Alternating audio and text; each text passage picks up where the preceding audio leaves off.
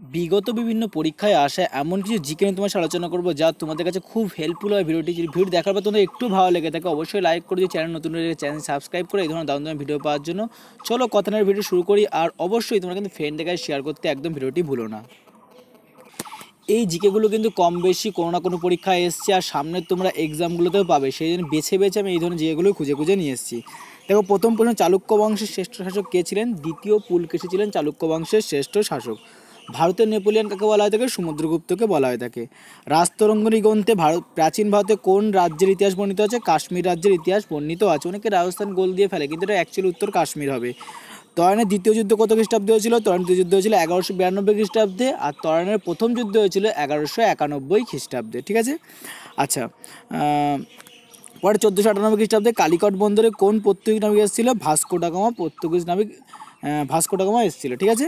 পরে দেখো, আইন আকবরী গ্রন্থের রচয়িতাকে? আইন আকবরী গ্রন্থের রচয়িতা আবুল ফজল।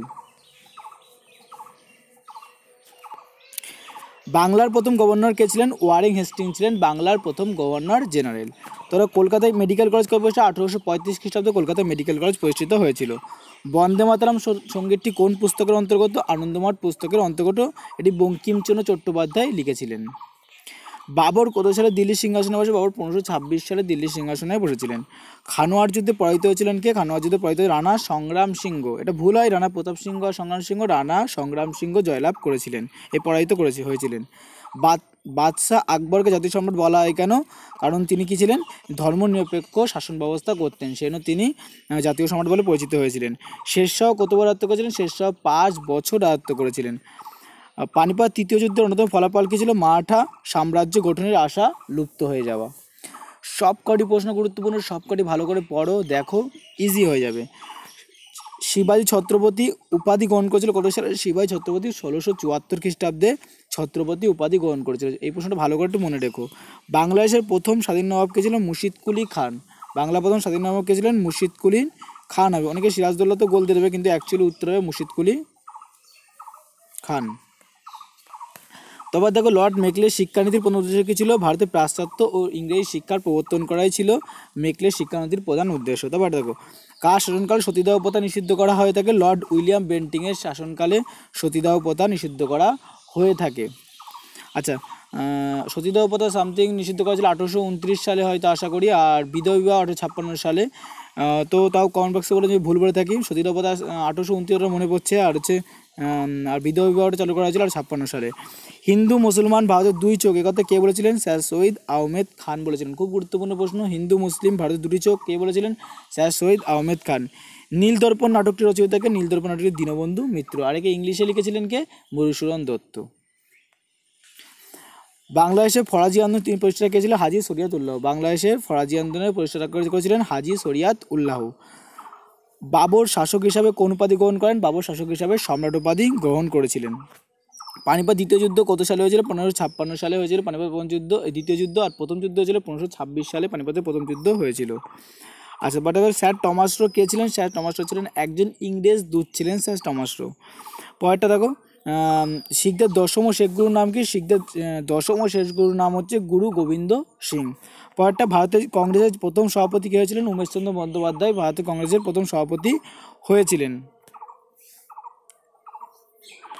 কংগ্রেসের চরমপন্থী আন্দোলন তিনজন প্রতীকী নেতা কে ছিলেন? রাজপথ রায়, বালগঙ্গাধর তিলক আর বিপিনচন্দ্র পাল। এরা ছিলেন একজন চরমপন্থী নেতা।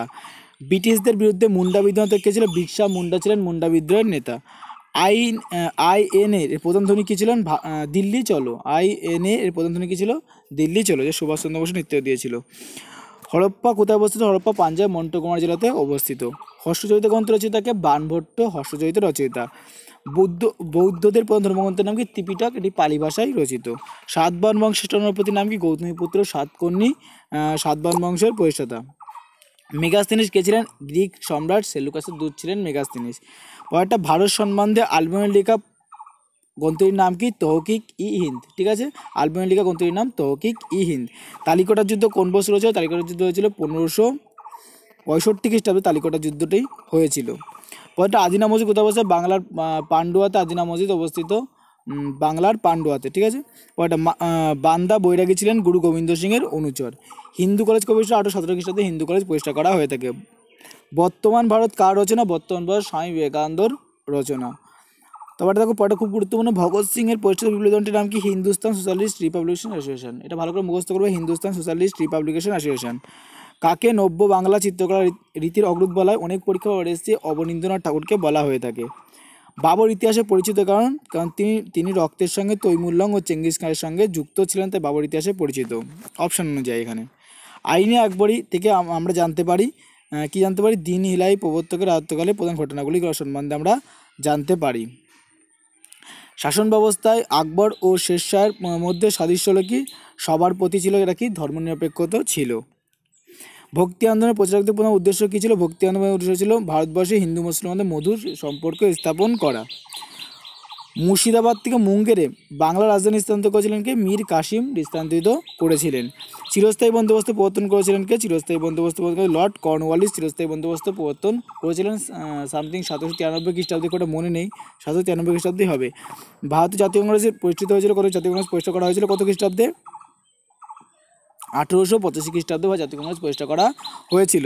লাস্ট কোশ্চেন আজকের, বয়কট আন্দোলনের অন্যতম প্রধান উদ্দেশ্য কী ছিল? দেশীয় মৃতপ্রায় শিল্পকে পুনরুজ্জীবিত করাই ছিল বয়কট আন্দোলনের অন্যতম প্রধান উদ্দেশ্য।